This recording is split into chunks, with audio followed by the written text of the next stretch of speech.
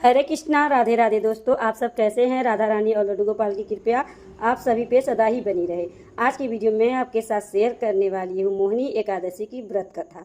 मोहिनी एकादशी में भगवान विष्णु की पूजा की जाती है और साथ ही कथा सुनने का भी विशेष महत्व माना जाता है, क्योंकि कथा सुने बिना हमारा व्रत और पूजा संपूर्ण नहीं होता है। इसलिए हमें कथा जरूर से जरूर सुनना चाहिए। चलिए दोस्तों, कथा शुरू करते हैं।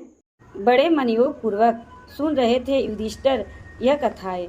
अब उन्होंने विनती भाव से कहा, हे श्री कृष्ण, वैशाख मास के शुक्ल पक्ष के एकादशी के बारे में भी कथा सहित सब बातें मुझे उसी प्रकार बतलाइए जैसे आपने अब तक सारी कथाएं बतलाई हैं। भगवान कृष्ण ने कहा, हे कुंती पुत्र, जब सीता जी के वनवास के बाद रामचंद्र जी बहुत व्यस्थित थे, तब उन्होंने वशिष्ठ जी से पूछा था कि गुरुदेव, मुझे कोई ऐसा व्रत बतलाइए जिससे समस्त दुखों, संतापों और पापों का क्षय होकर मेरे हृदय को शांति मिले। उस समय वशिष्ठ जी ने जो उत्तर दिया वह मैं आपको सुनाता हूँ। महर्षि वशिष्ठ जी ने कहा, हे राम, आपने कोई पाप नहीं किया। आपका तो नाम लेने से ही मनुष्य के सभी रोग शोक मिट जाते हैं। यह प्रश्न आपने लोकहित की भावना से किया है, अतः मैं आपको बतलाता हूँ कि मानसिक शांति की प्राप्ति और संताप तथा पाप मिटाने का अमोघ अस्त्र है मोहिनी एकादशी का व्रत। वैशाख मास के शुक्ल पक्ष की एकादशी को मोहिनी एकादशी का नाम से जाना जाता है। इस व्रत को करने से मनुष्य के पाप तथा दुख दूर होकर वह मोह जाल से मुक्त हो जाता है। अतः दुखी मनुष्यों को यह व्रत अवश्य करना चाहिए। मैं इसकी कथा आपको सुनाता हूँ, आप ध्यान पूर्वक सुनिए।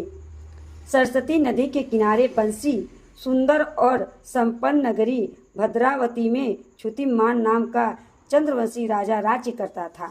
इसी नगर में धन धान्य से परिपूर्ण धनपाल नामक एक वैश्य भी रहता था।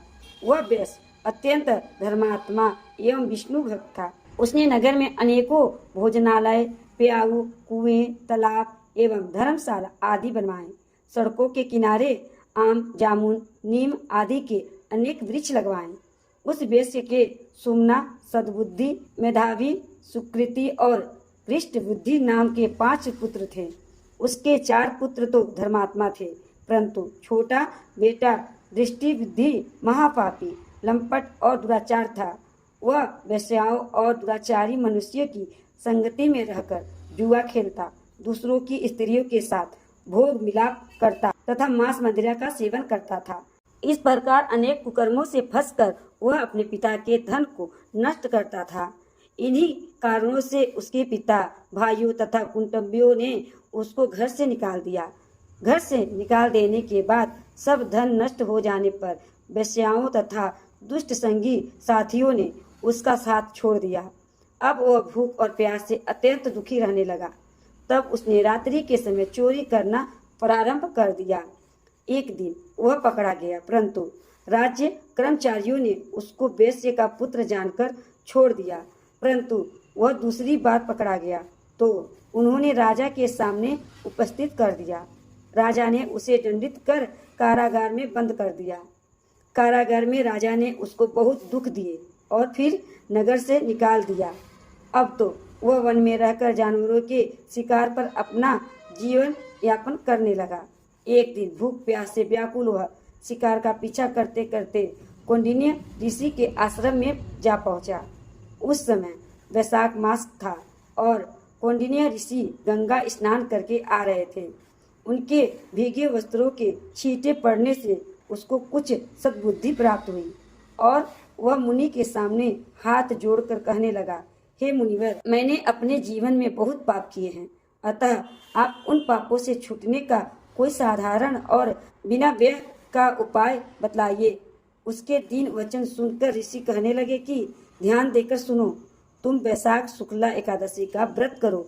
इस एकादशी का नाम मोहिनी एकादशी है और इससे तुम्हारे सब पाप नष्ट हो जाएंगे।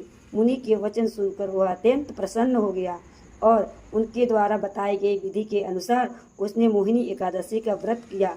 हे राम, इस व्रत के प्रभाव से उसके सब पाप नष्ट हो गए और अंत में वह गरुड़ पर चढ़कर विष्णु लोक गया। इस व्रत से मोह आदि सब नष्ट हो जाते हैं। अतः संसार में इस व्रत से श्रेष्ठ अन्य कोई व्रत नहीं है। इसके महात्म्य को पढ़ने अथवा सुनने से 1000 गोदान का फल प्राप्त होता है। तो दोस्तों, यह थी मोहिनी एकादशी की व्रत कथा। आपको अच्छी लगी हो तो लाइक करिएगा, चैनल को सब्सक्राइब करिएगा, बेल आइकन को प्रेस करिएगा ताकि आने वाली वीडियो आप तक जल्द से जल्द पहुंचते रहे। राधा रानी और लड्डू गोपाल की कृपया आप सभी पे सदा ही बनी रहे। इसी कामना के साथ अगले वीडियो में मिलते हैं। राधे राधे।